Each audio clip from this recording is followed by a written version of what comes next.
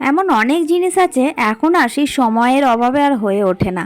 আমি না কদবেল খেতে ভীষণ ভালোবাসি, ছোটোবেলা থেকেই জিনিসটা আমার প্রতি খুব ভালো লাগে। কিন্তু কি বলো তো, এইখানে তো পাওয়া যায় না ওটা, তাই খুশির বাবা কিন্তু এগুলো দেশ থেকে আনিয়েছে। আর এইগুলো কিন্তু আনা হয়েছে 1 সপ্তাহ হয়ে গেছে, কিন্তু আমার খাওয়ার কোনো সময়ই হয়ে উঠছে না, টাইমই হয়ে উঠছে না।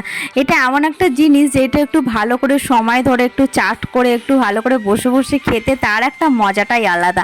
কিন্তু ওই যে বললাম, সময়টাই হয়ে ওঠে না।